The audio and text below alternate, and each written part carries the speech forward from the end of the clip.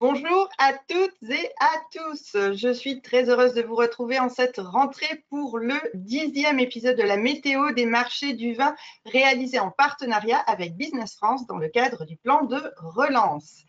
Au sommaire de notre rendez-vous du jour, notre débrief mensuel sur la situation des marchés internationaux. Puis, nous explorerons le marché canadien, ou plutôt les marchés canadiens, un pays qui attire l'intérêt avec une progression des volumes d'achat de 5% l'an dernier pour l'origine France. Mais avant de commencer, un tout petit rappel sur comment va se dérouler le webinaire. Dans un premier temps, nos invités vont prendre la parole, puis ce sera votre tour de poser vos questions. Pour cela, vous pouvez le faire soit par écrit grâce à l'outil dédié sur la console qui se situe à droite de votre écran. Ouvrez la console en cliquant sur la flèche, tapez votre question en indiquant éventuellement à qui elle s'adresse et envoyez. Je me chargerai de les poser, éventuellement de regrouper les questions qui portent sur le même sujet. Voilà pour ce qui est de notre mode de fonctionnement aujourd'hui. Et pour nous entraîner, je vous invite à utiliser l'outil question pour vous présenter, nous dire qui vous êtes, où se situe votre entreprise qui vous a motivé à participer à ce webinaire et si vous travaillez déjà sur le marché canadien ou si tout simplement vous comptez exporter là-bas. Utilisez la console pour ce faire via l'outil question. Allez, à vos claviers. Alors, pendant que vous nous dites bonjour et que vous nous tapez votre petit message, je voulais vous rappeler que ceux qui ont des difficultés avec la console peuvent nous le notifier aussi via l'outil question. Anna est là pour vous aider à voir le son et l'image. Donc, n'hésitez pas à dire que vous avez des difficultés, à appeler à l'aide et au secours. Ah, je vois que Teddy Altap Aaron nous dit bonjour, bonjour à vous, merci d'être parmi nous. N'hésitez pas, ne soyez pas timide de participer, c'est super sympa de savoir qui est là, même pour vous. Donc allez-y, dites-nous un petit bonjour, je vous attends. Ça met un petit peu de temps, vous le savez aussi, pour les habitués. Parfois, on a un petit délai à cause des connexions. Donc, bon, voilà. Pour l'instant, je n'ai que Teddy pour tout vous dire.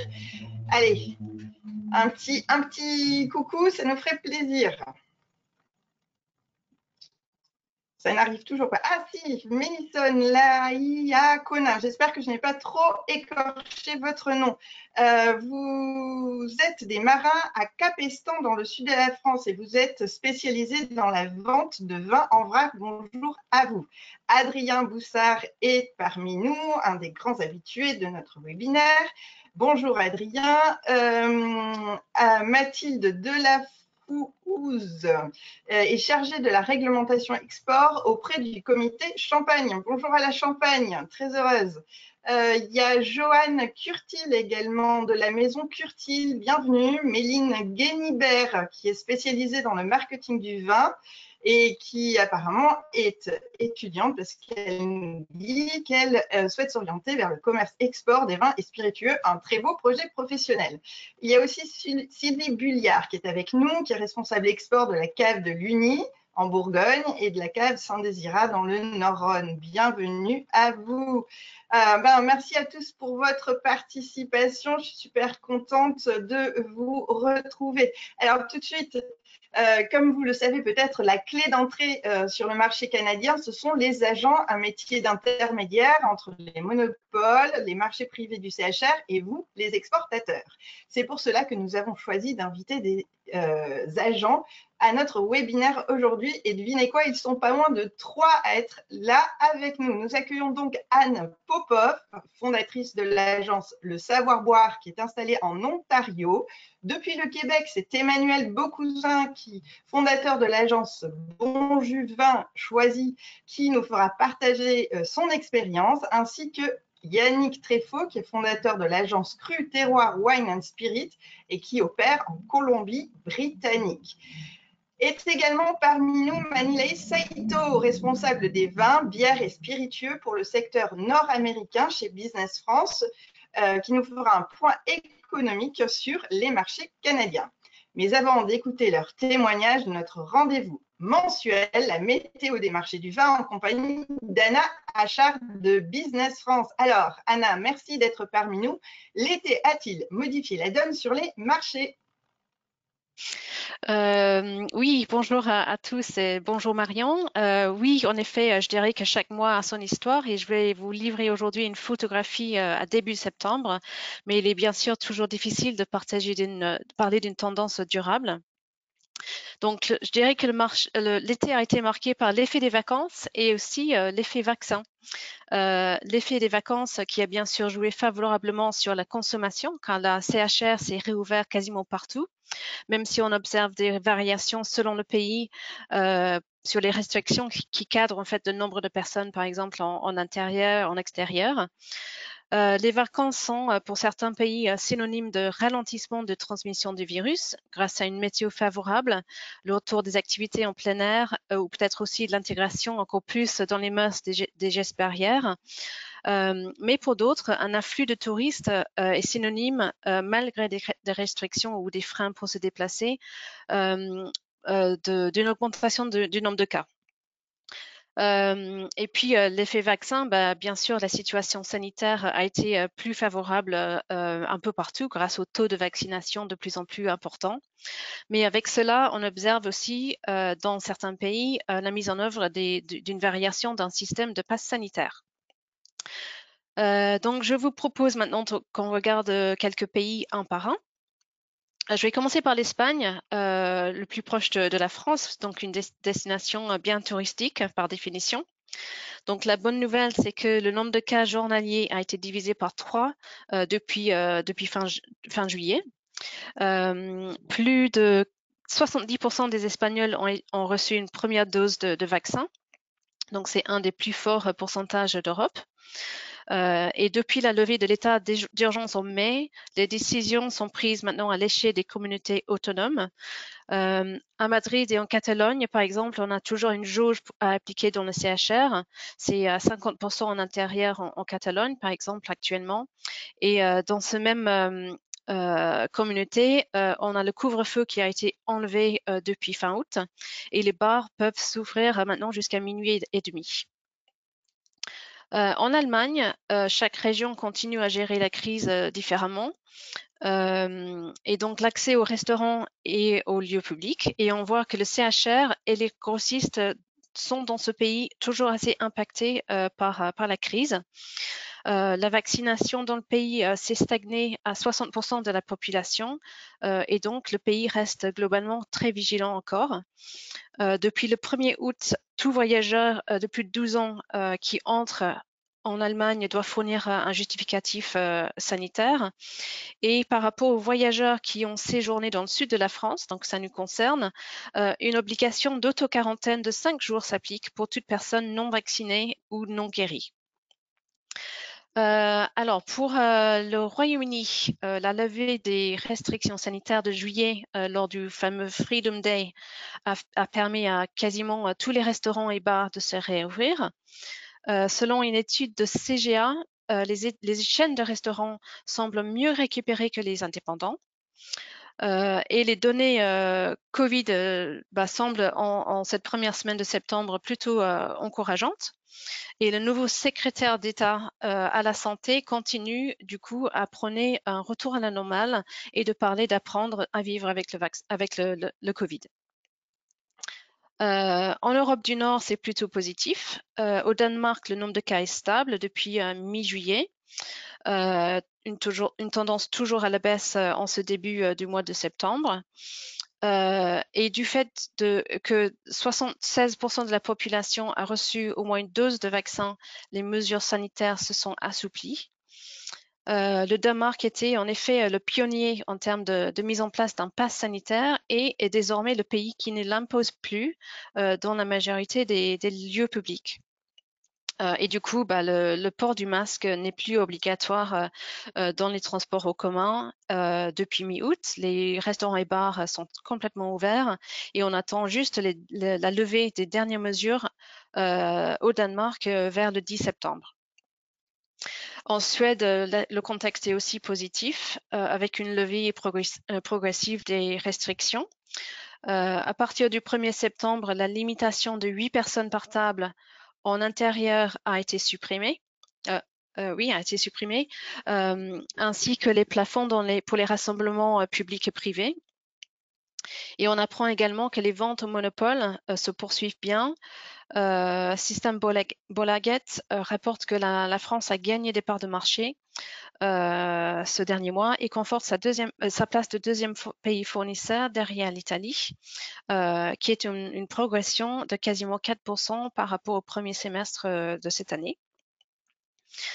Passons désormais vers l'Est, en Asie. En Chine, la situation sanitaire est toujours globalement stable, malgré quelques clusters qui se sont émergés pendant l'été dans certaines grandes villes, mais qui ont été tout de suite maîtrisés. Les salons et événements commerciaux ont repris de coup partout en Chine, mais la fermeture des frontières chinoises aux ressortissants étrangers perdure. À Hong Kong, les bars et restaurants sont ouverts. Le nombre de cas est stable et assez bas depuis le début de mai. Il y a un peu plus de la moitié de la population qui a reçu au moins une dose de vaccin. Donc, cela va dans le bon sens. Mais les mesures restent assez strictes pour les visiteurs étrangers. C'est-à-dire que les frontières sont quasiment fermées, y compris avec la Chine. Et le peu de voyageurs doivent respecter une quarantaine de 21 jours. Ces mesures sont évidemment de plus en plus critiquées parce qu'elles ont des incidences fortes économiques.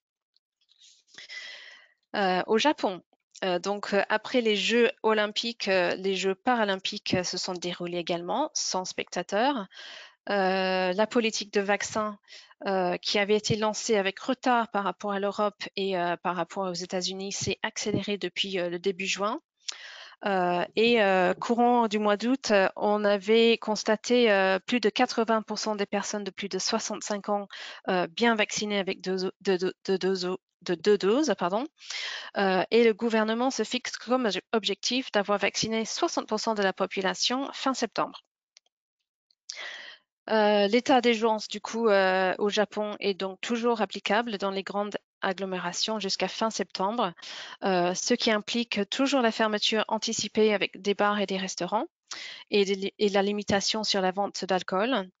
Et de fait, les ventes off-trade en bénéficient avec davantage de consommation qualitative à domicile.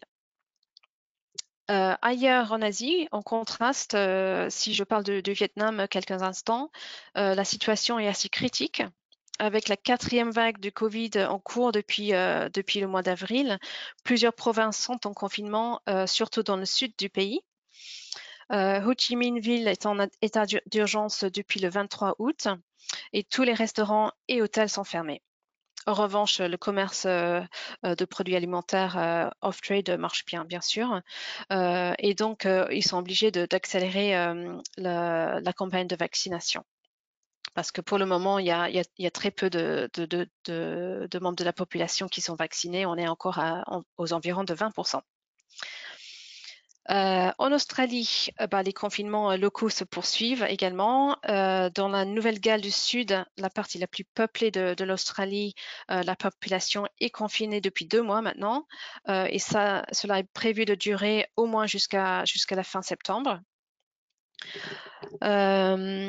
La vaccination progresse désormais fortement, ce qui permet d'envisager la levée des restrictions dès que le taux de vaccination atteint les 70% des plus de 16 ans. Et le gouvernement australien parle toujours d'une réouverture des frontières internationales pour les pays sûrs et les personnes vaccinées, mais sans toutefois s'avancer sur une date précise. Et je finis sur le continent américain. Donc pour les États-Unis, depuis mi-juin, avec le relâchement des restrictions, malheureusement, le nombre de cas continue à augmenter. On comptabilise actuellement environ 160 000 cas par jour, en comparaison au pic de janvier où on était à 260 000 cas par jour. Et d'ailleurs, la vaccination s'est stagnée un peu depuis le mois de juillet. On tourne toujours autour de 60% de la population qui ont reçu au moins une dose. Et de ce fait, l'Europe n'autorise plus l'arrivée d'Américains vaccinés, enfin pas plus que l'arrivée des Américains vaccinés sur le territoire. Et à l'inverse, les frontières américaines demeurent fermées également aux ressortissants de l'espace Schengen.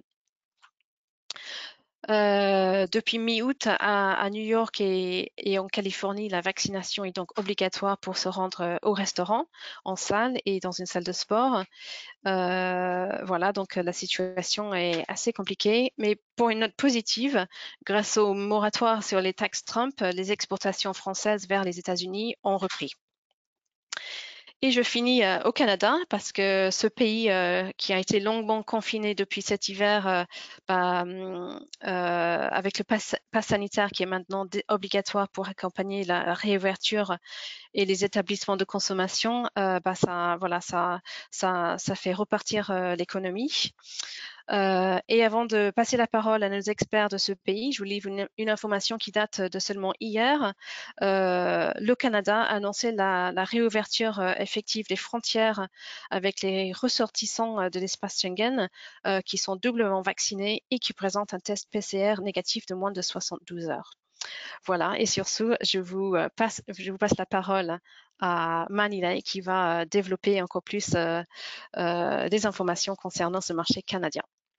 Merci Anna et merci pour cette excellente nouvelle qui accompagne bien ce webinaire. Donc, nous allons donc partir à la découverte du marché canadien. Les opérateurs français résument souvent le Canada au marché québécois, sans doute à cause des liens historiques et linguistiques qui unissent nos deux pays.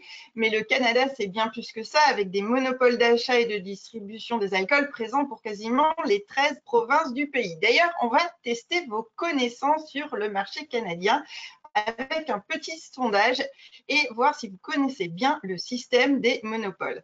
Alors voilà, on va afficher la question à l'écran, la question donc du sondage. Alors attendez, il y a eu un petit décalage, on l'a remis. Voilà.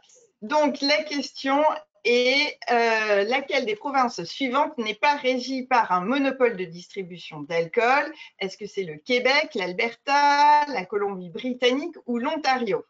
Alors, c'est une question un peu plus compliquée que dans nos éditions précédentes, mais si vous avez bien écouté d'où viennent nos intervenants qui vont intervenir donc tout à l'heure, vous devriez trouver la réponse très facilement. Je vous laisse quelques secondes pour répondre. Alors, cliquez. N'hésitez pas donc à répondre au petit sondage.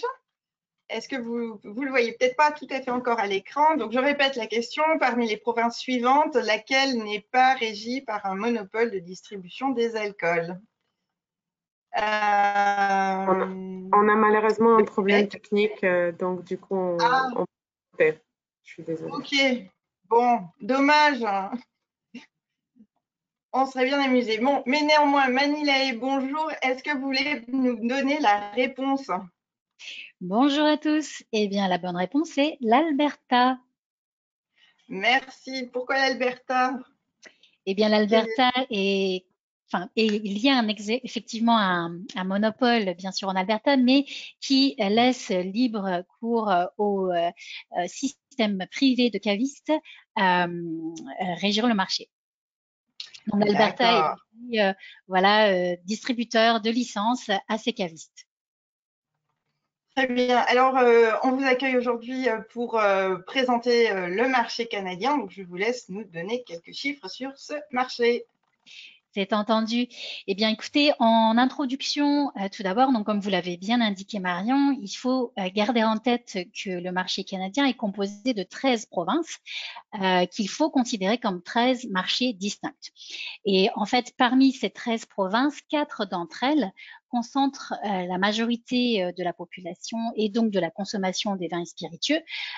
Ces provinces que sont l'Ontario avec le monopole du LCBO, premier acheteur de vin au monde, avec près de 880 points de vente et en capacité d'offrir sur la province 31 500 produits et également en rotation. Autre province majeure, c'est le Québec avec la Société des alcools du Québec, représentant le premier acheteur de vin français au monde, avec près de 840 points de vente et en capacité de présenter 15 800 produits provenant de pas moins de 82 pays. Ensuite, l'autre province à monopole, c'est effectivement la Colombie-Britannique, mais qui a la particularité de proposer un mix, un système mix en fait, qui cohabite avec le réseau privé. Donc, d'un côté, nous avons près de 200 succursales du monopole et près de 700 cavistes privés. Et comme nous l'indiquions tout à l'heure, l'Alberta qui est un peu la province à part, avec donc un réseau à 100% privé et présentant 1500 cavistes et supermarchés. Donc rapidement sur le système d'importation canadien, donc sur ces marchés à monopole, et comme l'a indiqué également Marion, l'agent canadien va représenter le producteur sur le marché. Donc, à partir du moment où il vous représente sur le marché, il va répondre à des appels d'offres auprès des monopoles, d'une part, mais également auprès du CHR, des restaurants, que l'on dit aussi canal d'importation privé. Donc, dès lors que le monopole vous sélectionne pour être listé sur ces rayons, le monopole va payer le producteur directement, livrer les succursales et également les restaurants. Pour simplifier un petit peu et passer rapidement. Donc, sur les points clés à retenir en 2020, le marché du Canada du vin et spiritueux n'était pas moins de 596 millions de litres pour une valeur totale de 13 milliards de dollars canadiens. Le Canada est le 12e pays consommateur de vin, 4e importateur en valeur et 6e en volume. Et les Canadiens consomment en moyenne 18,7 litres de vin par personne, il me semble, en augmentation. Donc, qu'est-ce que recherchent les agents de représentation en 2020? Si l'on passe à la slide suivante. Nos équipes s'entretiennent régulièrement en fait avec les professionnels locaux et il en ressort une certaine popularité pour les appellations françaises comme par exemple, pour ne citer que celle-ci, en tête de peloton, les vins de Bourgogne, les vins de la vallée du Rhône, de la Loire, du Languedoc-Roussillon et des vins de Provence. Et ce qu'on remarque aussi sur le marché, c'est 4 tendances majeures qui se distinguent. Alors, on a la démarche environnementale. Le consommateur canadien est sensible à la culture raisonnée, au développement durable et surtout au label bio.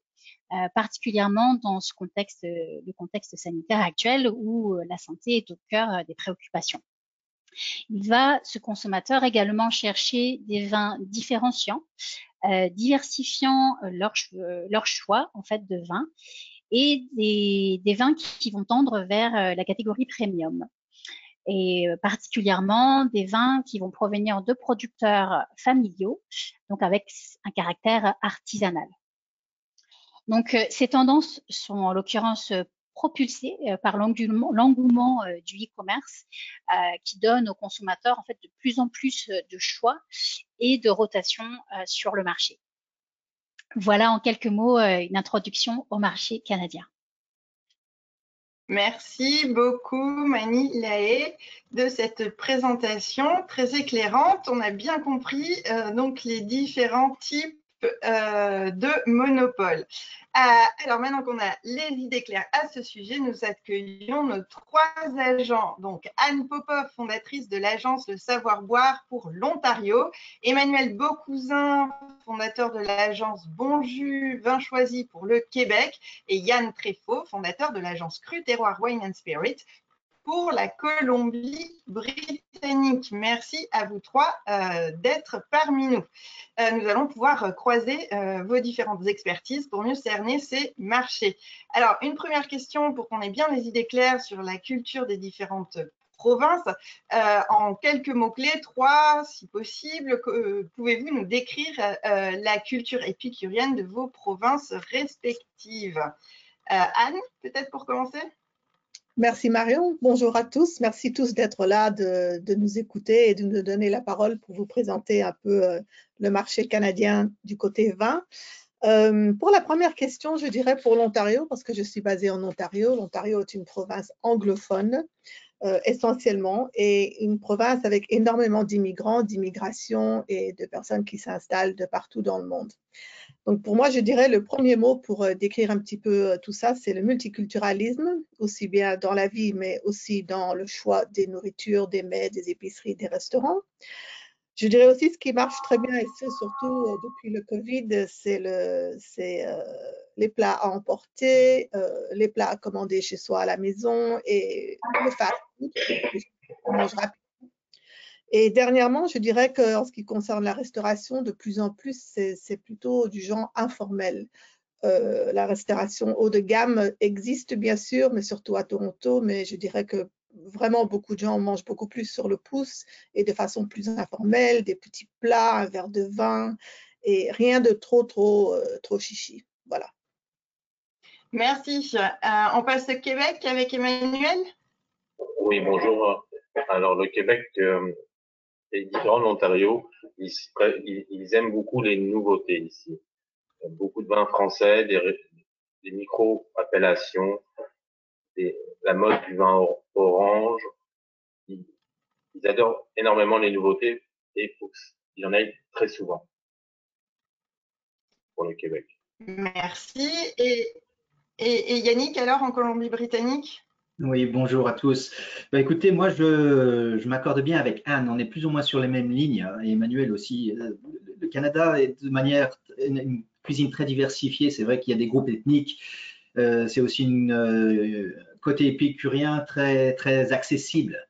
On peut manger à n'importe quelle heure, sous n'importe quelle forme, en prenant, comme disait Anne, un petit sur le pouce, très rapidement avec un petit verre de vin. Mais je pense de manière générale sur l'Amérique du Nord, la restauration haut de gamme est très peu présente, du moins sur le côté ouest, peut-être plus sur l'Ontario. L'Ontario est plus vu, sur notamment Toronto, plus vu comme une ville de business. La Colombie-Britannique, on est plus West Coast, on est très relax, un petit peu plus laid back, comme on dit en anglais. Et donc la nourriture est beaucoup plus en accord avec ce style de vie, donc relativement simple. Donc pas très haut de gamme. Il n'y a pas d'étoilés Michelin chez nous, par exemple. Je ne crois pas d'ailleurs qu'il en existe sur le Canada de manière générale. Peut-être que je me trompe, mais je ne pense pas. Mais on arrive quand même à avoir des gens qui sont intéressés, qui souhaitent découvrir et qui recherchent des accords vin et nourriture le plus possible. Ils cherchent vraiment à être amenés à découvrir de nouvelles choses. Donc c'est vraiment un marché de découverte aussi. Merci à tous les trois. Donc, on l'a bien compris, 3 provinces, 3 cultures épicuriennes différentes. On passe à la question suivante, celle de comment le Covid a bouleversé les modes de consommation et notamment comment le e-commerce s'est développé durant cette période. Peut-être au Québec déjà, comment la SAQ a réagi? La SAQ était un magasin essentiel, alors il n'y a pas eu de fermeture. Le plus dur, c'était pour les restaurateurs qui ont fermé, mais les gens ont acheté des bouteilles en magasin et ont bu plus que d'habitude 6% chez eux. D'accord, donc ils ont continué à consommer auprès de la SAQ et les restaurateurs ne pouvaient plus du tout distribuer de vin. Voilà, parce qu'ils étaient fermés. Et puis après, ils ont été réouverts, mais les gens ont pris l'habitude de cuisiner et boire chez eux. D'accord. Et ce comportement-là continue, se poursuit aujourd'hui ou... La réouverture, les gens ressortent, mais les gens continuent à faire leur pain à la maison, cuisiner à la maison et boire une bouteille à la maison au lieu d'un verre au restaurant. Merci. Et en Colombie-Britannique, alors, est-ce qu'on a eu une explosion du e-commerce? Ah, on vous entend pas. Si, ça y est, c'est bon. E-commerce, oui et non. C'est un marché qui est très réglementé. Donc, Covid, on a été moins impacté que les autres provinces, nous, sur la Colombie-Britannique. C'est peut-être dû au fait qu'on soit un petit peu plus à l'écart. On est entouré de montagnes, on est entouré de grosses forêts, même avec les États-Unis. Il y a quand même une zone de tampon. Les frontières étaient fermées aussi, parce que nous, la frontière américaine se situe à une vingtaine de kilomètres de Vancouver, donc c'est très accessible, mais tout était fermé. Donc, on a été un petit peu isolé. Vis-à-vis de l'Alberta, ils ont été un peu plus exposés, mais c'est pareil, il y a toujours une grosse chaîne de montagnes entre les deux. Donc, ce qui s'est passé, c'est que les restaurants ont été fermés sur les deux provinces. Sur la Colombie-Britannique, le Covid a amené la province à revoir, en fin de compte, son mode de fonctionnement. Comme je dis, c'est très, très réglementé ici. Les restaurateurs ne pouvaient pas bénéficier du prix grossiste, parce qu'il y a une période de prohibition qui est toujours en place. On ne peut pas emmener les enfants boire une bière, par exemple, dans un pub. Maintenant, ils ont autorisé ce genre de choses. Happy hour, c'est revenu aussi en fin d'après-midi. Et donc, la province a permis en Colombie-Britannique aux restaurateurs de bénéficier du prix grossiste. Donc, étant donné que ça ne s'est pas vraiment arrêté, il y a eu beaucoup de plats emportés, ils ont autorisé ces restaurateurs à vendre du vin, à faire même des petits magasins spécifiquement pour leur clientèle. Donc, la consommation a continué de cette manière-là. En termes de vente à distance, commerce en ligne, le monopole est en train de se mettre tout doucement dessus. Je crois que sur Québec, ils sont beaucoup plus avancés que chez nous. Ce sont des mammouths, c'est lourd, les structures sont très, très lourdes. Ça implique beaucoup de couches. Donc, ils sont très en retard par rapport à ça. Il y a tellement eu de changements aussi vis-à-vis de cette réglementation que tout le monde est un petit peu perdu. Donc, ça commence à venir. Il y a des acteurs privés, des gros groupes, des gros importateurs qui ont mis en place des systèmes de distribution pour faire concurrence avec le monopole. Donc, ce sont des systèmes de distribution privés. Eux sont beaucoup plus agressifs et ils ont aussi beaucoup plus de budget et sont beaucoup plus autonomes. Et en Ontario, alors, Anne, alors, commerce est-il décollé? Effectivement, c'est encore différent des deux autres provinces. Donc, nous, le LCBO, Liquor Control Board of Ontario, donc, comme on vous avait expliqué, énormément de succursales. Au début du Covid, en fait, c'est pas qu'ils ont fermé, mais ils ont réduit leurs heures et ils ont décidé de fermer toute la journée lundi. Normalement, c'est ouvert 7 jours par semaine, nos magasins. Dimanche, des heures un petit peu réduites. Mais là, ils ont réduit toutes les heures et ils sont restés fermés le lundi pendant très, très longtemps. Bien sûr, beaucoup de gens au siège social ont dû travailler à partir de chez eux, donc télétravail, comme on dit en Europe.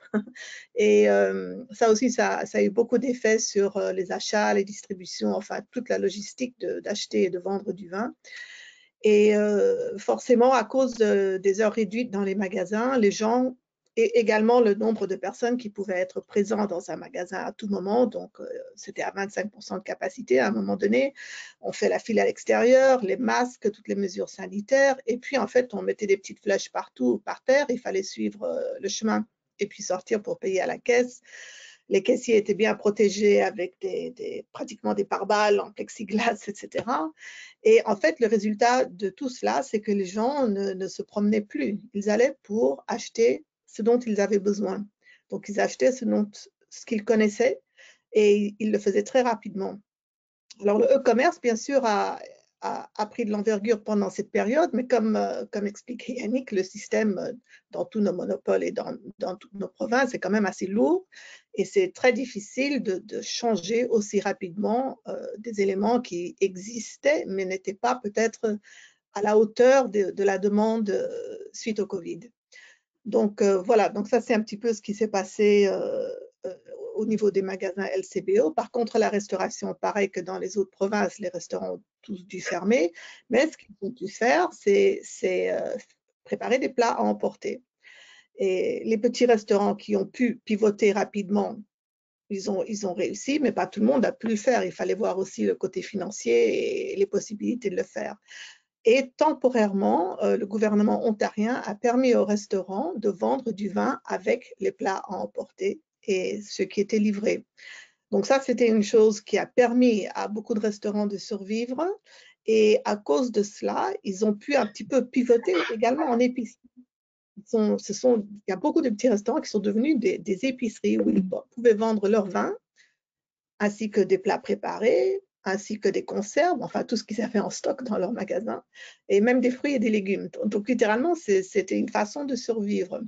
Alors cette loi temporaire, ce qui était très intéressant, c'est que bon, on ne pouvait pas vraiment revenir en arrière. Donc la loi temporaire de pouvoir vendre du vin quand on commande un plat à emporter ou pour livrer est maintenant une loi permanente.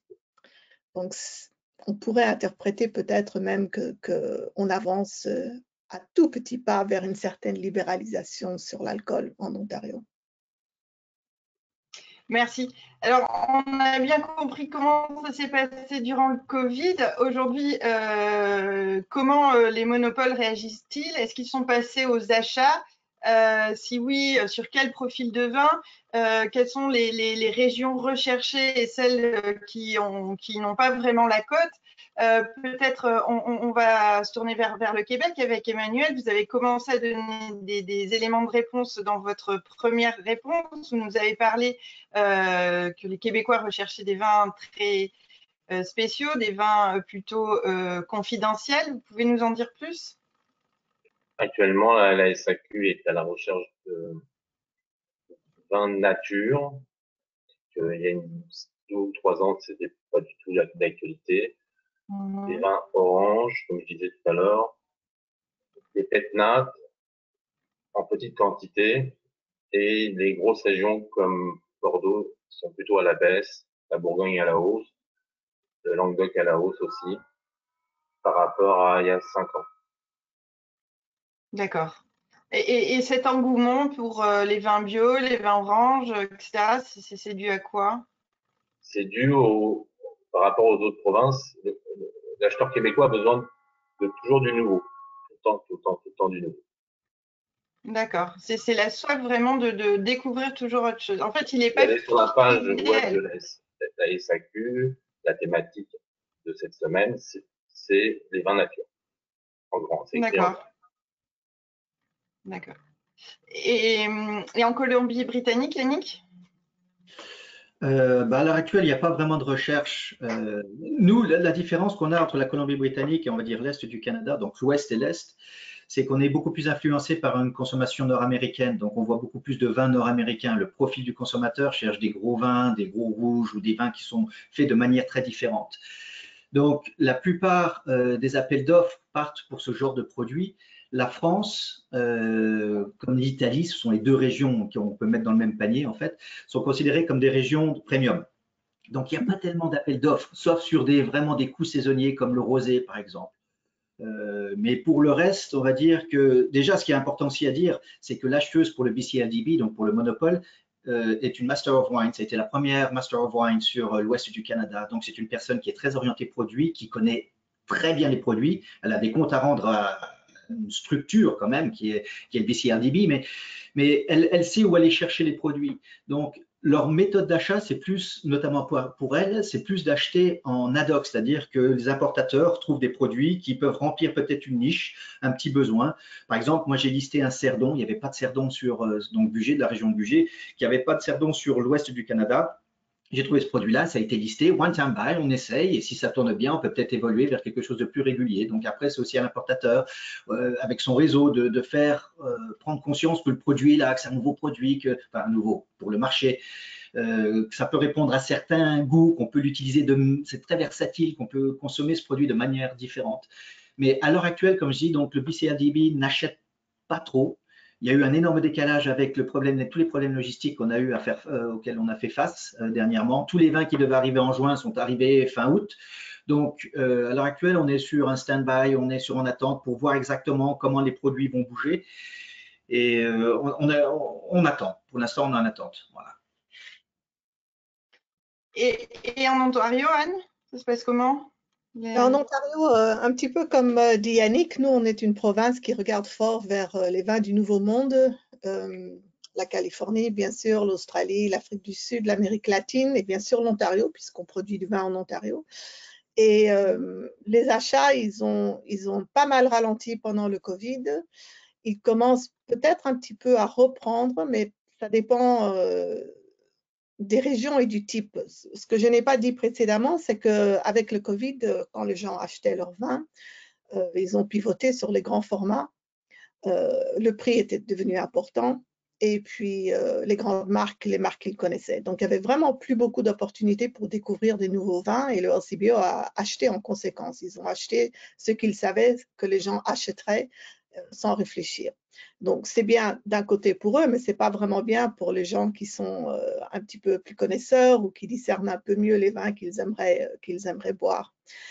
Par exemple, toujours pour dire à quel point on n'a peut-être pas tout à fait repris, c'est qu'on avait un appel d'offres pour les vins italiens blancs il y a 3-4 semaines et ils ont annulé l'appel d'offres sous prétexte qu'ils avaient trop acheté de vin lors de l'appel précédent et qu'ils en avaient assez pour leur tenir pendant un an. Je n'ai pas interprété ça comme ça. Pour moi, l'interprétation, c'est qu'en fait, ça ne s'est peut-être pas aussi bien vendu que prévu et du coup, il leur en reste. Les deux explications sont possibles, mais ça, c'était mon interprétation. Nous aussi, c'est différent du fonctionnement en Colombie-Britannique, en ce sens qu'on fonctionne avec des appels d'offres. Les différents voies de commercialisation du LCBO émettent 2 fois par an un calendrier avec des appels d'offres très, très spécifiques, avec les prix, le type de vin, la région, etc. Et donc, tous les agents, et nous sommes facilement une bonne centaine d'agents qui travaillent régulièrement, donc le marché est très, très compétitif. N'oubliez pas que l'Ontario, c'est plus de 15 millions d'habitants, avec 5,5 millions dans le Grand Toronto, donc c'est quand même assez grand. Beaucoup de choses se passent ici. En fait, toutes les décisions pour l'Ontario sont prises par 2-3 acheteurs par catégorie. Donc, c'est vraiment très, très compétitif. Et ce qui est très important en Ontario, je ne peux pas le souligner assez, ce sont les récompenses, les notes, les médailles. Pour ceux d'entre vous qui nous écoutent, qui sont des vignerons, etc., je vous conseille, dans la mesure du possible, de soumettre vos vins à des critiqueurs de vin, à des revues, aux livres, enfin à des concours, etc., parce que c'est tellement compétitif. Par exemple, on a eu... c'est du gin, c'est pas du vin forcément, mais il y avait 300 gins différents récemment qui ont été proposés. Ils en ont choisi 3 ou 4.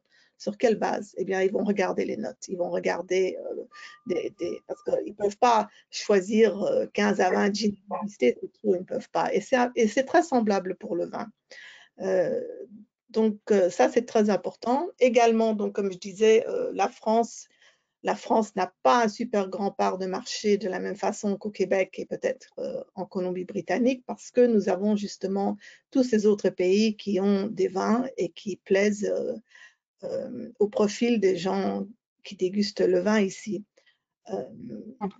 Pour la France, en plus, les gens ne sont pas aussi connaisseurs, comme disait Yannick, le Cerdon, là, ici, par exemple. Hein, ça, c'est vraiment pour le spécialiste, le wine geek, enfin, la personne, le sommelier, le master of wine, mais le public, non. C'est très difficile de faire passer des vins des régions qui sont moins connues ici en Ontario.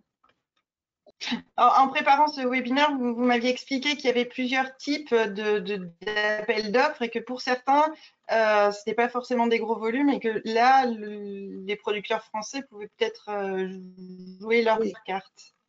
Oui, donc comme j'avais expliqué précédemment, donc on a plusieurs voies de commercialisation. Il y a ce qu'on appelle le référencement général, le general list.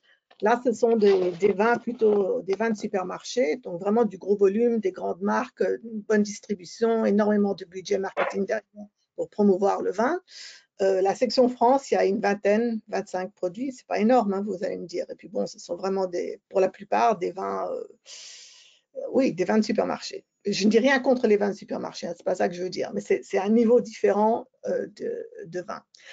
Ensuite, on a ce qu'on appelle vintages. Et vintages, c'est un peu l'équivalent des spécialités au Québec. Donc, c'est des vins, il y a des appels d'offres, les quantités sont moindres, ce serait peut-être entre 100 et 1000 caisses commandées à la fois. Ce sont des vins qui sortent toutes les 2 semaines. Et alors, les 2 derniers, il y a une section qui s'appelle Classics. Donc, ça, c'est vraiment les grands vins, les vins très spécifiques, vraiment plus pour les connaisseurs. Ça sort 1 fois par mois.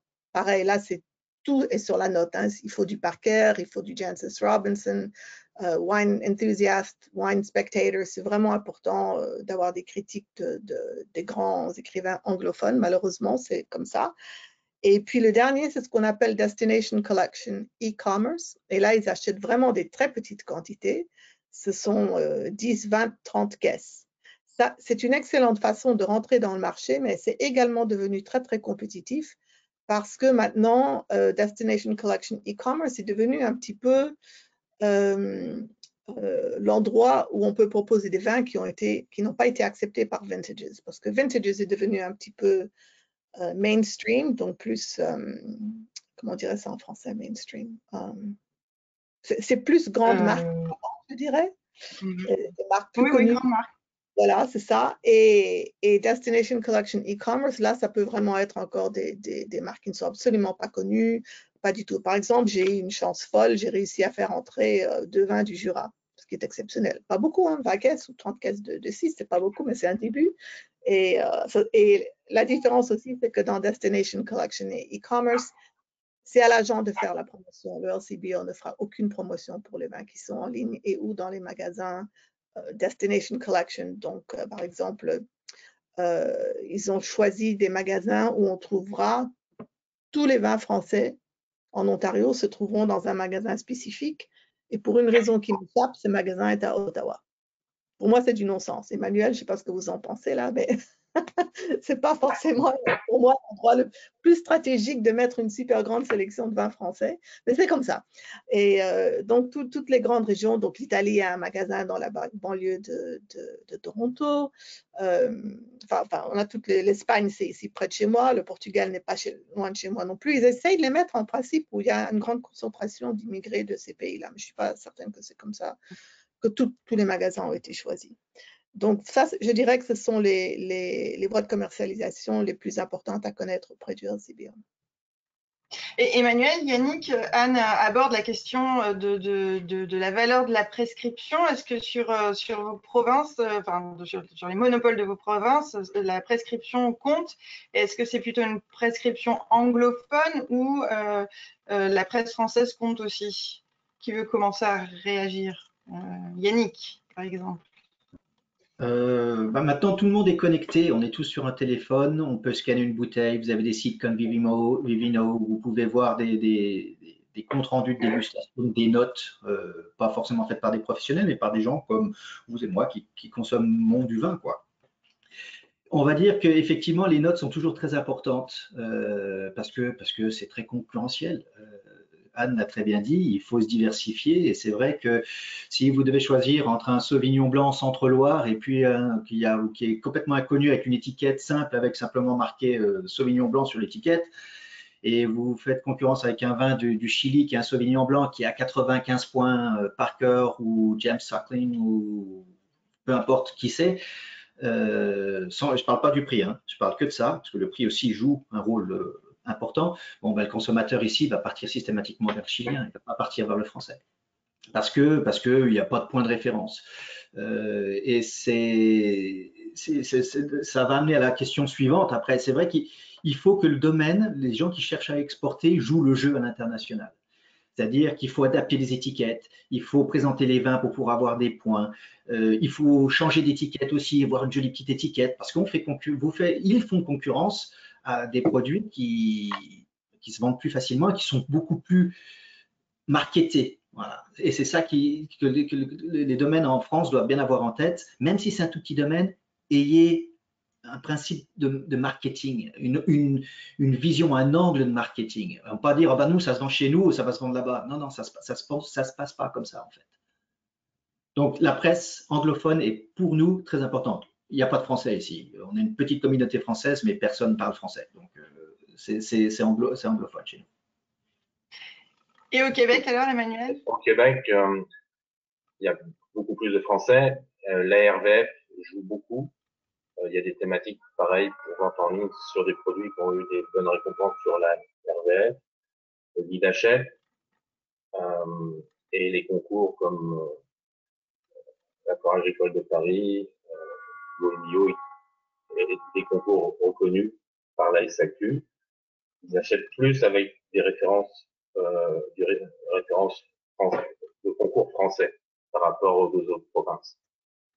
Et pour l'Italie, c'est pareil, ils achètent avec des concours italiens. Alors, je rebondis sur déjà une question d'une auditrice qui s'appelle Delphine Révillon, qui est champenoise. Elle vient d'être médaillée du concours mondial de Bruxelles et elle demande est-ce que la SAQ peut être sensible à ce concours? Dans le moteur de recherche, le concours de Bruxelles est reconnu par la SAQ. D'accord. Et LCBO aussi ou pas? C'est un peu plus dur actuellement.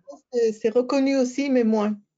Je n'hésite pas, quand je présente des vins français et des vins européens, d'absolument inclure les médailles et récompenses qu'ils ont eues dans leur propre pays. Effectivement, le guide Hachette, le concours mondial de Bruxelles, le concours agricole de Paris, Gambero Rosso en Italie, etc. Bon, bien sûr, on inclut tout ça, mais je ne sais pas jusqu'où ça porte vraiment, si ça a vraiment une bonne influence, parce que est-ce que les gens connaissent assez? Au Québec, oui. En Ontario, Oui. c'est les notes anglophones. Ouais. Et en Colombie-Britannique, le concours de Bruxelles? Non. Non. Mais peu importe, c'est de la manière dont vous le présentez en fait, que ça soit concours de Bruxelles ou peu importe. S'il y a une médaille, un médaillon, que ça brille, c'est joli. Vous avez un petit sticker, vous le mettez sur le centre de la bouteille, les gens adorent ce qui brille. Et même s'ils ne comprennent pas d'où ça vient, quand ils vont voir ça en rayon, c'est ce qui va faire la différence entre ce produit-là et un autre produit. Donc, que ça soit meilleur crément de Savoie ou meilleur crément d'Alsace, peu importe, une médaille, s'ils arrivent à la mettre sur la bouteille, c'est ce que beaucoup font dans le Nouveau Monde d'ailleurs, hein. Les gens ne vont même pas chercher à savoir si c'est une institution reconnue ou pas, ils vont simplement prendre cette bouteille-là parce que tiens, il y a une médaille, donc ça doit être bon, c'est très simple. Et je voudrais ajouter… Alors, oui, est-ce que je peux ajouter pour l'Ontario, c'est que les médailles, oui, c'est tout à fait comme dit Yannick, mais nous, en plus, il y a une petite inflation dans les notes. Hein. Des 99, 90, c'est plus assez. Il faut 91, 12, 13, 14, 15 pour se faire remarquer. Malheureusement, il y a une petite inflation et ça n'a pas toujours un rapport avec le prix de la bouteille, mais c'est devenu très important. Voilà. Bien, l'heure tourne, donc je vais passer à la dernière question que je voulais aborder avec vous. En préparant ce webinaire, vous m'avez tous dit une chose, c'est il faut savoir être patient. Est-ce que vous pouvez m'expliquer ou nous expliquer plutôt pourquoi la patience est importante quand on veut se lancer sur le marché canadien?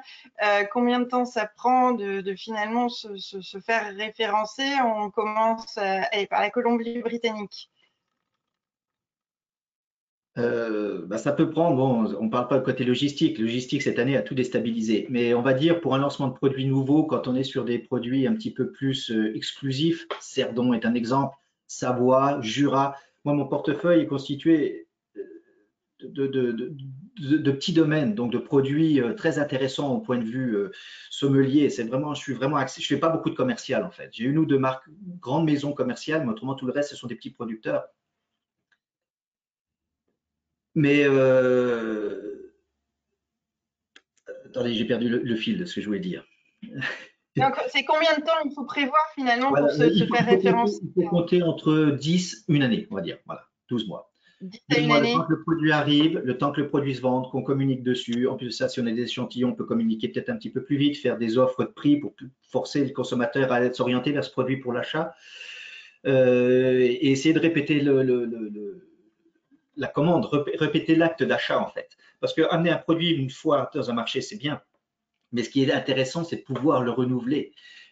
Enfin, moi, c'est comme ça que je travaille. Je ne sais pas de faire des one-time shots, comme on dit, où on prend un produit, parce qu'on ne construit rien, on ne construit rien sur du long terme. Donc, il faut compter, il faut être patient, il faut compter une année, le temps que ça se mette en place. Il faut que le domaine joue le jeu et c'est très important, ça. Et au Québec, Emmanuel? Au Québec, pour à peu près 13 à 14 mois. Il y a plusieurs routes pour entrer un produit. Il y a le programme pépinière pour des produits réguliers. C'est à l'agent à convaincre l'acheteur que le produit va performer dans les 6 premiers mois avec une promotion en magasin. Ici, il y a les points Spire. Après, il y a les produits en spécialité, c'est surtout le rating, les concours.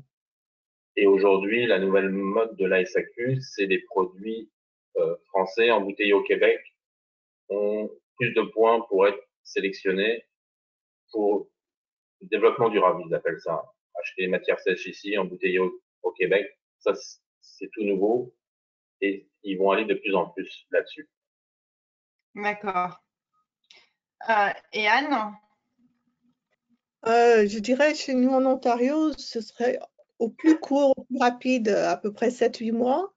Et ça peut prendre jusqu'à bien plus d'1 an entre le moment où on soumet un produit, qu'il est accepté, qu'on l'accepte pour dégustation, qu'après dégustation, il soit accepté pour achat. Après ça, on reçoit ce qu'on appelle un notice to purchase, donc un avis qu'on va acheter votre produit. Et puis, quand ils sont prêts à l'acheter, plus tard, vous recevrez le purchase order. Tout ça, ça peut prendre 1 an. Facile. Et pareil, l'idéal, bien sûr, c'est d'avoir un deuxième achat. Mais généralement, comme tout est fait généralement par appel d'offres, il faut représenter le produit, il faut resoumettre. Sauf s'il s'est vendu de façon extraordinaire et dans quel cas on peut parler avec l'acheteur et puis on peut voir comment ça se passe. Mais généralement, comme il y a tellement de choix de produits, c'est pas du tout garanti que parce qu'il s'est bien vendu que le produit sera racheté une deuxième fois. Et ça, c'est, je pense, une question que beaucoup de producteurs européens se posent parce que c'est difficile pour eux de comprendre. Ils se disent, oui, mais mon produit s'est bien vendu, tout est parti en 3 mois, pourquoi ils ne rachètent pas? Eh bien, c'est parce qu'il y a tellement d'autres produits. Et il faut aussi donner des chances à d'autres producteurs. Et ce n'est pas toujours une réponse qui fait plaisir, mais malheureusement, c'est très souvent comme ça, surtout pour des producteurs qui ne sont pas des grandes marques. Quand ce sont des familles ou des producteurs moyens, petits, etc., c'est un petit peu comme ça.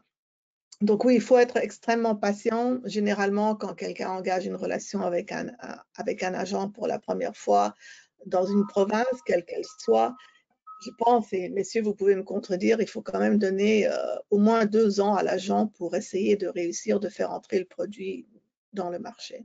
Oui. Et après, si vous n'êtes pas content, vous changez d'agent. C'est comme ça que ça marche. Alors, on va passer, je vous coupe, je suis désolée, mais là, je vous tourne vraiment. Et on va passer donc aux questions des auditeurs. Il y a déjà une question et je dis à tout le monde de poser ces questions maintenant. Si vous en avez, il y a Franck par-dessus qui nous interroge sur les ventes en ligne. Je crois qu'il a besoin de précision sur le fait que ces ventes en ligne sont ou pas gérées par les monopoles. Donc, je ne sais pas qui peut répondre parce que je pense que la réponse est la même dans vos 3 provinces. Peut-être Yannick. Oui, Anne? Et oui, c'est le monopole qui gère. Voilà, c'est le monopole qui gère. Pour le Québec, c'est le monopole qui gère. Et la boutique s'appelle saq.com. D'accord. Et Yannick, c'est pareil. Mais il y a aussi des acteurs privés qui font de la vente en ligne. Mais ils sont toujours obligés de passer par le monopole pour pouvoir s'approvisionner. Le monopole, c'est comme une plaque tournante. C'est très gros, hein. Mais il faut systématiquement passer par leurs entrepôts, c'est-à-dire que quand les produits arrivent sont en entrepôt de douane, ils sont ensuite emmenés dans l'entrepôt du monopole et de là, c'est dispatché. Que ce soit en restaurant, dans les magasins du monopole ou dans les magasins privés, ça passe toujours par la cellule du monopole. D'accord. Je pense que c'est clair. Ensuite, alors, quelles questions nous avons? Une question sur les whiskies. Je ne sais pas si vous pouvez y répondre. Il y a un intérêt sur les whiskies français au Canada. Il y en a un. Enfin, pour l'Ouest, du moins, c'est une région qui est consommatrice de whisky. Moi, j'ai essayé de faire venir des whiskies français quand j'ai commencé, il y a une dizaine d'années. Donc, j'ai été l'un des premiers à avoir une petite panoplie de whisky français. C'est pas évident parce que les gens ne savent pas que la France est un gros consommateur, gros producteur de whisky. On n'est pas associé à ce genre de choses. Et il y a des débouchés, mais il faut que ce soit des produits qui sortent de l'ordinaire, qui ramènent vraiment quelque chose de nouveau. Il ne faut pas essayer de copier ce qui existe déjà. Si vous essayez de copier des Bourbons, par exemple, sur les États-Unis, ça sert à rien. Il faut vraiment sortir, faire du régionalisme et communiquer sur le fait que ce produit-là est unique. Mais je pense qu'il y a un débouché. Par contre, le problème, c'est que si vous n'êtes pas, dans mon cas, hein, si vous n'êtes pas listé avec le BCRDB, que vous vendez ça en privé, vous ne pouvez pas faire de volume. C'est impossible. Parce que il faut que vos produits soient en rayon, quoi. pour que personne va acheter une caisse de whisky. Enfin, il y en a qui vont le faire, mais de manière générale, ça se vend à l'unité. Donc, si vous n'êtes pas listé avec le monopole en Colombie-Britannique, c'est extrêmement difficile. Merci pour cette réponse. Alors, 2 questions pour le Québec. La première, c'est comment explique-t-on la baisse des vins de Bordeaux dans la province? Peut-être plus d'offres dans les autres régions françaises avec des prix plus alléchants. Donc, c'est essentiellement le prix qui a Le motivé… prix et l'offre, il n'y avait pas d'autres régions avant. D'autres régions. D'accord. La qualité des vins de Bordeaux correspondait aux attentes aussi ou Pas sur les petits vins. Pas sur les petits vins. Et aujourd'hui, est-ce qu'aujourd'hui, vous sentez qu'il y a un ajustement finalement de cette qualité du prix? Est-ce que vous sentez que Bordeaux peut revenir? Il y a des Bordelais qui reviennent qui sont en bio, qui n'étaient pas avant, parce que la SAQ met un gros accent sur le bio. Ceux qui reviennent actuellement, c'est des producteurs de vins bio bordelais. D'accord. Et l'autre question concerne les effervescents. Est-ce qu'il va bientôt y avoir un appel d'offres SAQ pour les effervescents, vin nature, bio et biodynamique? Enfin, voilà. Je pense que le Jean-Charles Debeau parle des effervescents nature, bio ou biodynamique. Ici, la grosse mode et qui se vend très vite, c'est les Petna. C'est pas des vins mousseux, mais le vin mousseux est à la mode aussi. Un peu moins le champagne à cause du fruit, parce qu'il y a des régions qui montent comme la Bourgogne, etc., ou la Loire, et les gens vont sur un vin mousseux de Loire ou de Bourgogne. D'accord. Une question pour l'Ontario.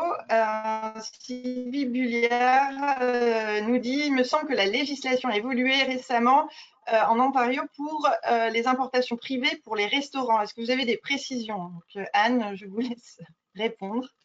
Alors, je ne sais pas si c'est une évolution, mais c'est en tout cas un changement. L'importation privée en tant que telle va prendre fin de cette année et sera remplacée par un niveau de ce qu'on appelle consignment, moins élevé que les 5 niveaux qui existent en ce moment. Donc, il y a 5 niveaux de consignment, ça veut dire qu'on fait venir le produit, il est stocké dans les dépôts du LCBO et c'est à l'agent de les vendre directement au restaurant ou bien au public, à la caisse d'ailleurs, ça c'est une autre chose dont Yannick a fait allusion, mais en fait, quand on vend directement au public ou au restaurant, on est obligé de vendre à la caisse, que ce soit une caisse de 6 ou de 12. On ne peut pas vendre un produit séparément et donc pour les alcools forts, forcément, les spiritueux, ça c'est compliqué de vendre à des bars, etc. Donc, ce nouveau système, donc en fait, c'est vraiment pour accommoder les agents plus petits et plus spécialisés qui n'importent pas un minimum de 500 caisses par an du côté privé. Hein, donc, je ne parle pas des vins qui sont acceptés par le LCBO pour les vendre dans les magasins, mais bien des vins privés. Les modalités ne sont pas encore rendues publiques. Tout ce qu'on sait, c'est que c'est pour la fin de l'année. Ce niveau sera plus bas, ce sera 180 caisses de vin en tournante par an. Mais comme on est énormément d'agents en Ontario, je pense que ça va être assez compétitif pour faire la demande pour son agence. Comme vous savez ou vous ne savez pas non plus, tout ce qui est consignment et dépôt, c'est payant par l'agent. Donc, au bout d'un mois, on paye pour toutes les caisses qui se trouvent là. Après 2 mois, le prix augmente. Au bout de 3 mois, le prix augmente. Il faut que les choses tournent. Si les produits ne tournent pas, le LCBO les confisque et les revend avec une réduction d'un minimum de 25% qui est refacturé au producteur. Donc, il faut bien réfléchir à ce genre de choses, aux conséquences financières de son engagement dans le système. Et puis voilà, et puis chaque fois, au bout d'un mois, quand l'agent veut sortir une caisse, il doit payer. Donc, tout est payant. Chaque petite étape est payante. Et tout ça, il faut en tenir compte aussi quand on propose un produit ou quand un produit est accepté, etc. Donc ça, c'est l'avenir de ce qu'on appelait donc importation privée. Ça va devenir en fait un niveau moins élevé de consignment. Merci beaucoup, Anne. Je voudrais juste rajouter une note, si vous permettez. Oui. La Colombie-Britannique, c'est différent de l'Ontario, hein. Mais ça, après, si vos membres veulent avoir plus de renseignements par rapport à ça, ils peuvent me contacter. Mais on n'est pas du tout sur une même structure. Parce que nous sommes propriétaires du stock dès le départ. Donc, on assume, en tant qu'importateur, on assume tous les coûts.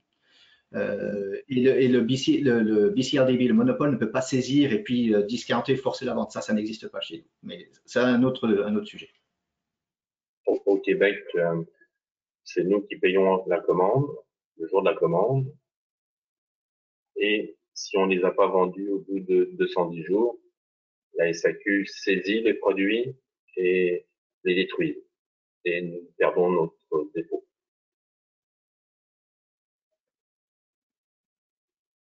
Il y a une dernière question pour Emmanuel, pour vous. Je résiste pas, même si on a un peu débordé du temps.